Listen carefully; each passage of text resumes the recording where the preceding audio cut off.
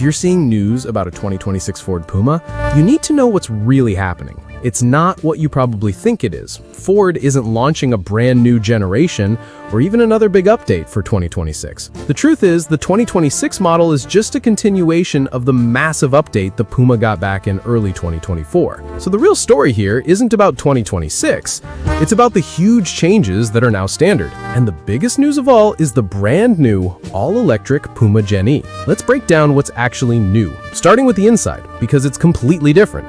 The most significant change is the totally redesigned interior.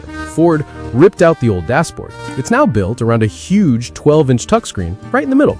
This screen runs Ford's latest Sync 4 system. They claim it has double the computing power of the old Sync 3. In a pretty big move, Ford got rid of most of the physical buttons for things like climate control. All of that is now handled through the new central touchscreen. You also get a new steering wheel. It's a two-spoke, squared-off design, a bit like the one in the newer Kuga. Behind it, there's a crisp 12.8-inch digital screen for your instruments, and you can customize what it shows. Connectivity is better too.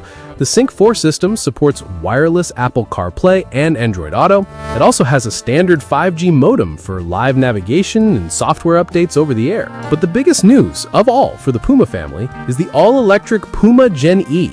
It shares that brand new interior, but everything about its power is completely different. The Puma Gen-E has a single electric motor that drives the front wheels. It uses a battery pack that gives it a claimed range of up to 233 miles, though in the real world you can probably expect closer to 190 miles on a full charge. The electric motor makes about 166 horsepower, and it can go from 0 to 62 miles per hour in around 8 seconds, which is pretty respectable.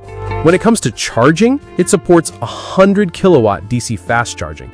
That means you can go from 10% to 80% battery in about 23 minutes if you find the right charger. You can spot the Gen-E from the outside by its closed-off front grille, which helps with aerodynamics. It also gets unique aero-style wheels in some exclusive colors. One of the Puma's coolest features was always the Mega Box. This was a deep, washable storage area under the trunk floor. Well, in the electric model, since there's no exhaust system, they made it even bigger and renamed it the Gigabox. It pushes the total trunk space to over 520 liters. Now, what about the regular gasoline engines? The 1-liter, 3-cylinder EcoBoost mild hybrid engines are sticking around. These will continue to be the main choice for the gas-powered models in 2026. You can get them with either 123 or 153 horsepower. The sporty Puma ST model also uses that same 1-liter engine, but it's been boosted to 168 horsepower and only comes with a 7-speed automatic transmission. The updated Puma lineup also gets some better driver assistance tech. The adaptive cruise control is smarter now. It can automatically adjust your speed for upcoming curves or roundabouts. There's also a new 360-degree camera system available, which makes parking a lot easier. You can also get new optional dynamic matrix LED headlights for better visibility at night, and they can even adjust their beams to avoid blinding other drivers. And finally, let's talk about a big question for many people. Will the Ford Puma be sold in the United States? Despite all the speculation and even some test cars being seen in Michigan, the answer is still no. Ford has not announced any official plans to bring the Puma to the American market. It was designed for Europe, and for now, that's where it's staying.